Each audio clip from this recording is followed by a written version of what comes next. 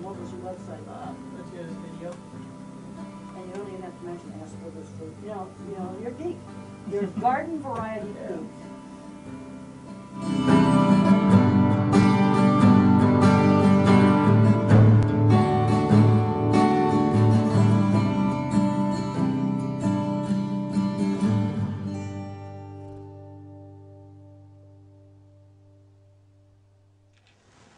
Good morning, I'm Sherry Kinney with the Autism Society of Minnesota. I'm the CEO and Executive Director. We have the great pleasure today of having Dr. Temple Grandin join us for this particular interview and is working with us on a forum that we're offering related to autism and employment.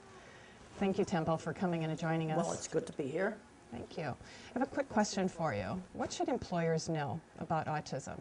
Well, first of all, you wouldn't have any TV equipment to even talk on if it wasn't for people on the spectrum. You know, a little bit of the autism trait gives you a really smart geek that brings you Silicon Valley, brings you Hollywood, brings you all kinds of good stuff.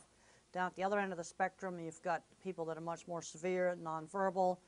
And the thing is, in today's society where there's less manners being taught and things like that, and kids aren't taught social rules the same way, you know, the mild autism or Asperger geek, it's the same thing, is having a harder time. And what employers need to know is you can have a really good employee, but don't be subtle.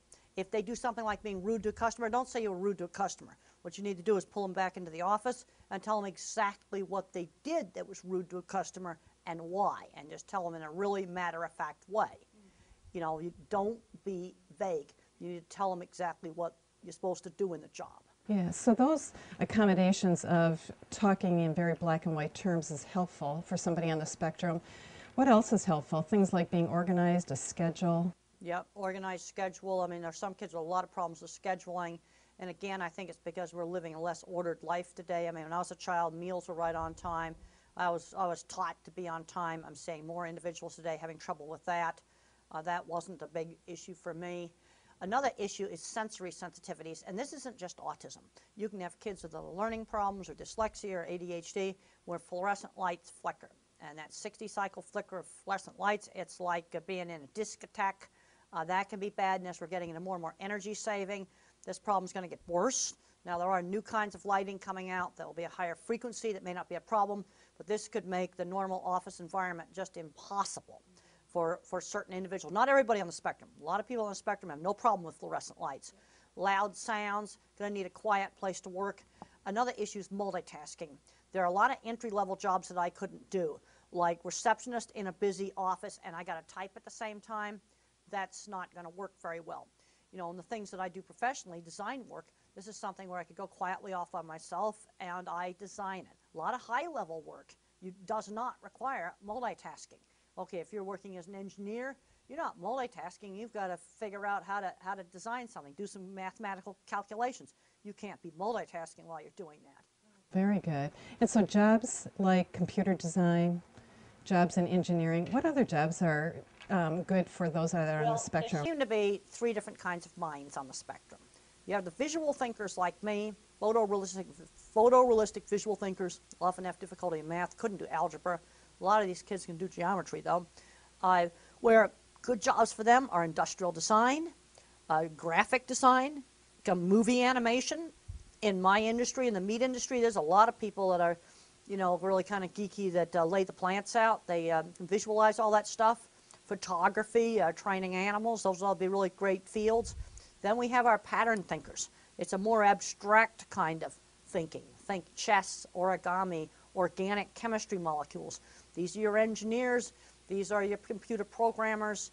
And if you didn't have a little bit of autism genetics, you wouldn't even have Silicon Valley. You wouldn't even have a computer. You wouldn't have a TV camera. We'd still be back in caves. Social circuits take up processor space in the brain. Then you take away some social circuits, you got more time, more circuits for geek stuff. Then a third type is a word thinker. These are the kids that love history. They're all into words.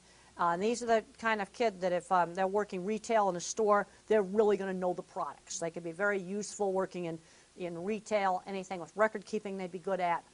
And they have to just be taught, you know, the social interaction with the customer. But that's pretty hard. I went to graduate school with a guy, he actually got a PhD, and he's working in retail now. He's been working in retail all his life. He's underemployed, but he's kept these jobs over the years with good health benefits, and his employer appreciates his work. And when I lived in Illinois, there was a guy that worked in the local hardware store there in the paint department, and he made ads of Super Perry flying around on the screen. This guy was as Asperger as he could be, but that hardware store really valued him. You see, what I'm saying is there's an awful lot of geeks and nerds around that are not diagnosed. A lot of those are doing really well. And then I'm seeing ones where they're almost getting kind of a handicap mentality. The thing that I had to learn is I had to sell my skill and not myself. So the way I sold jobs working freelance on designing livestock equipment was showing pictures and drawings, selling my skill. But then you have the ones with the word thinkers. There's less portfolio to show. You know, if you're a mathematician, you can show off math. If you're a programmer, you can show off programming. Or if you're a visual thinker, you can show off drawings and animation and movie stuff that you've done. You know, word thinker, but the word thinkers can be really good in jobs where they just have to have knowledge of the product. Okay, like Best Buy is the program here. Well, they're going to know every device in there and be able to tell you what's in stock, what's not in stock, what are all the features on the device. They can be walking encyclopedias. And this guy that I knew that worked in the paint store, I mean, he knew everything there was about paint. And he was appreciated for his knowledge. And since he's a guy that was about my age or maybe a little older, he had had the 50s and 60s social rules pounded into him, which are not getting pounded into kids today. Very good, very good. So in closing, a question that I have for you is, I know you're concerned, like I am, about label first. Talk more about what that really means. People get hung up on labels, you know, and I'm saying, you know, too many labels, and we're not thinking enough on what the person's ability is.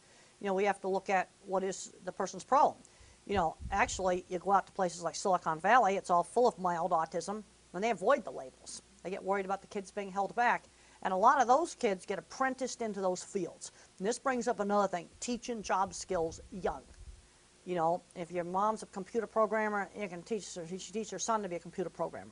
Or the dad's an artist, teach the son to be an artist. Or teach the son to be a mechanic. Or there's a lot of jobs, and there's actually a shortage of these jobs now, things like electricians, plumbers, heating and air conditioning, auto mechanics, which would be great jobs for a lot of these guys. I think it's a shame that in a lot of states they've taken the hands-on classes out of the schools, because sometimes it's the auto shop teacher that gets the kid turned around and working. Oh, very good. Well, thank you. Thank you for coming and participating in this event. And thanks for spending a few minutes with us today. You're very welcome.